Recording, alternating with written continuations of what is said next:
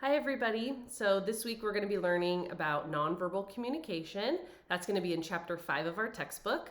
I want you to start by looking at that chapter, and the two main things I want you to focus your reading around are what's the difference between verbal and nonverbal communication. And second, I want you to spend time looking at and understanding the types of nonverbal behaviors.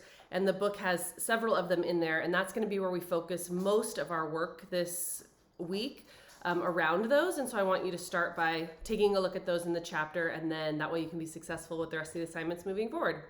The first assignment you're going to look at will be a quiz. It's similar to all the other quizzes you've done this semester, multiple choice, true, false, and you have unlimited time to complete the quiz.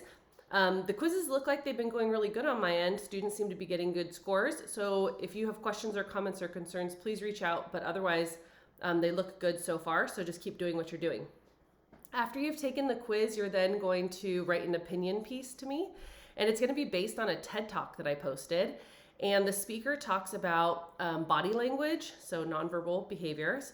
And she talks about if it can shape who we are as people, along with like how other people portray us. There's a part where she talks about power and dominance and how nonverbals can display those things. And that's what I'm curious. Do you agree or do you disagree? You can do a little write-up and just let me know. You're completely entitled to your opinion. There's no wrong answer on that one.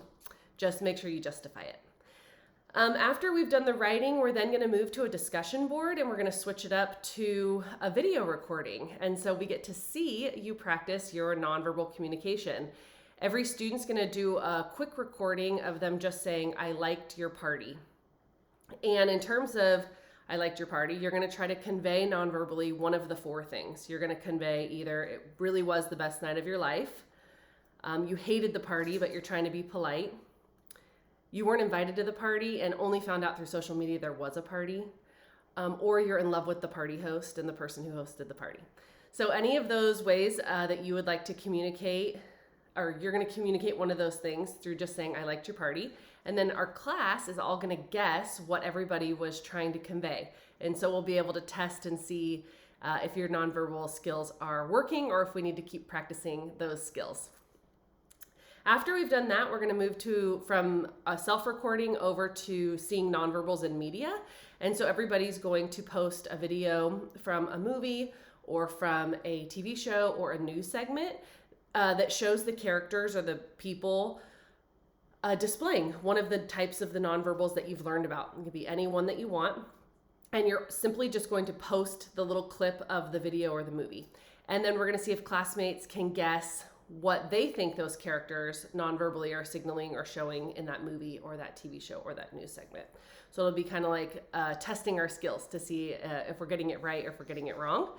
And what I like about both of those discussion posts is that there's just more class involvement. So I will participate in that, you all will participate in that, and we can kind of just all like get to know each other a little bit better through just little dialogues and sentences back and forth to each other.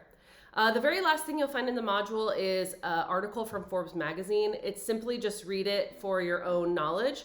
It talks about nonverbals and interviewing. And because most of you will be participating in interviewing moving forward at some point in your educational or professional career, I thought that the article might help us look and notice some of the nonverbals that then you could apply to future interviews.